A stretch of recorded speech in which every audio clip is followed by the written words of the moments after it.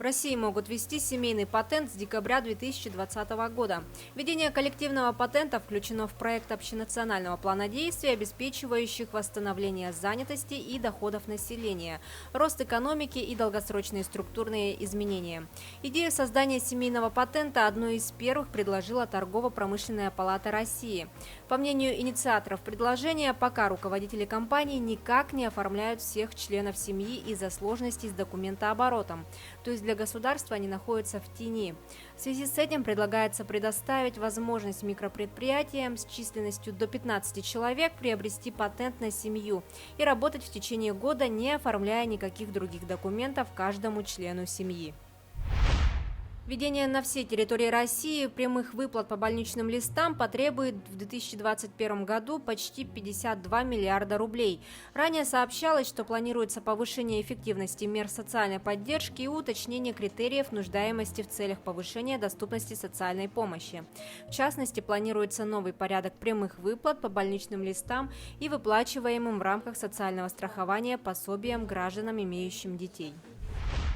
Образовательная акция «Всероссийский экономический диктант» состоится 7 октября и пройдет в онлайн-формате. Зарегистрироваться можно на сайте diktant.org. В этом году акция традиционно пройдет во всех субъектах России, а также в 5 странах. Проверят свои знания в области экономики не только в образовательных организациях, но и в администрациях регионов, библиотеках, культурных центрах и бизнес-инкубаторах. Например, в этом году диктант напишут сотрудники Министерства экономики Якутии. Чтобы стать победителем акции, отличником диктанта нужно набрать больше 90 баллов. Максимальный балл – 100. По итогам диктанта будет проведен статистический анализ, который позволит судить об уровне экономической грамотности населения в целом, а также по отдельным регионам России.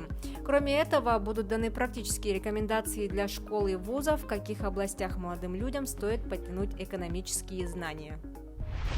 Субсидирование внутрирегиональных авиаперевозок в Якутии потребует дотаций в размере 2,5 миллиардов рублей. Сегодня из бюджета республики на датирование местных рейсов выделяется 400 миллионов.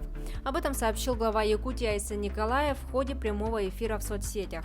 Говоря о создании альянса дальневосточных компаний с единой ценовой политикой и соглашением по маршрутной сетке, он сообщил, что идею ее создания поддержали все дальневосточные регионы и несколько федеральных министерств. При этом глава отметил, что внутрирегиональные авиарейсы также должны быть поддержаны федеральным центром. В Якутии открыли курсы цифровой грамотности для жителей старшего поколения. На них научат пользоваться порталом госуслуг, банковскими услугами и оплачивать ЖКХ онлайн. Центр опережающей профессиональной подготовки запустил такие курсы в рамках нацпроекта «Демография». На курс «Полезные сервисы для людей предпенсионного и пенсионного возраста» в данный момент зачислено более 60 человек. Он рассчитан на 6 дней, занятия идут в формате онлайн на площадке Zoom.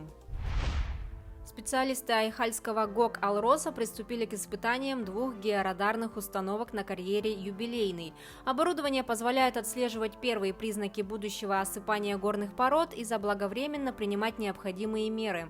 Как сообщили в руководстве Айхальского ГОКа, добыча руды на месторождении ведется в сложных условиях на глубоких горизонтах, поэтому особое значение уделяется вопросам устойчивости карьерных бортов.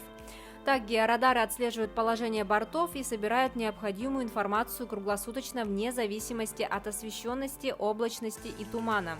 Важное преимущество таких установок состоит в том, что человек может проводить измерения, находясь на безопасном расстоянии от наблюдаемого объекта. В продолжение темы геологи Алроса приступили к изучению нового кимберлитового тела в 12 километрах от поселка Айхал в Мирнинском районе Якутии. Подтвердив алмазоносность кимберлита, геологи приступили к определению его границ, после чего можно будет начать подсчет ресурсов, а потом и запасов.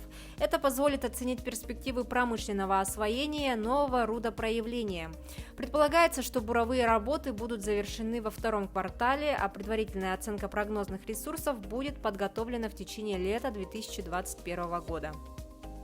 Это были новости экономики на Якутия 24. Выпуск подготовила Нюргуяна Иванова.